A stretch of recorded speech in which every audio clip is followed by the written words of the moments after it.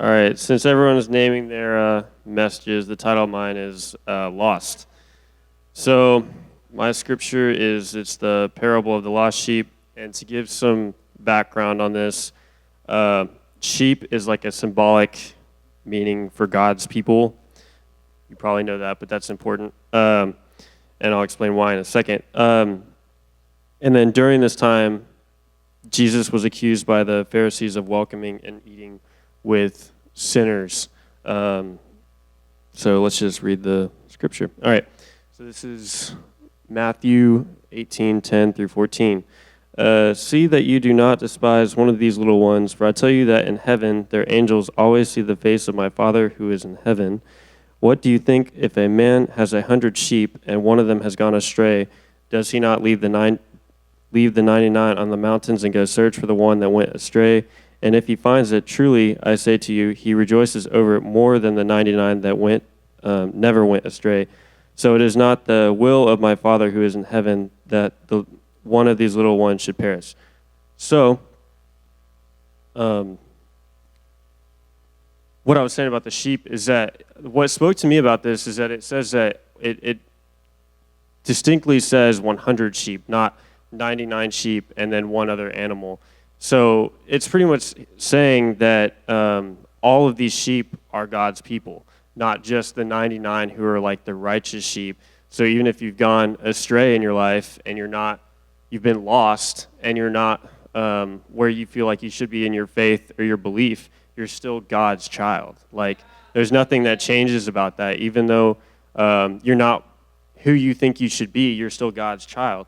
So the way that this relates to me is that I'm going to tell another personal story like I did last time. I feel like when you tell a personal story, it helps people get to know you more than shying away from that.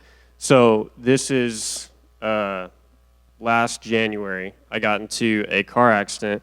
It was a bad car accident, and my sister and I had just left school.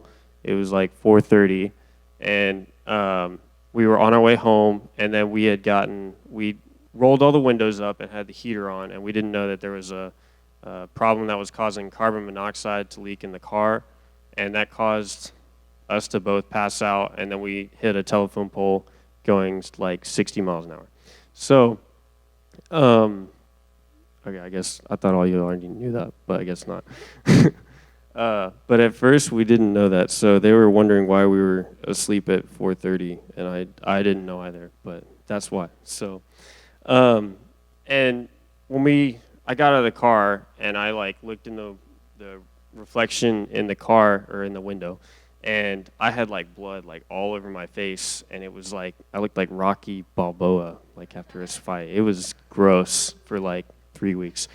But anyway, so I was asking all the wrong questions after this accident. I just was asking like, why me? Have I done something to deserve this, or is there something like, why is God doing this to me?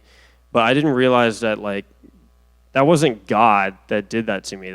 He didn't like look at some of the things I was doing in my life and realize like, oh, he's different than the other ones, so this is like a punishment. No, he took that and he made it something positive. Like, I've always believed in God, but I was never as strong in my faith. And those are two very different things. Like, you can believe in God and think that he's not a righteous God, but if you put your faith in God, there's nothing that you can't do. There's nothing that putting your faith in God, I mean, he has a plan for all of us. He doesn't look at some people you would consider a righteous person and say, okay, I've got a bigger plan for this one, but this person, no, I'm just not gonna, you can go away.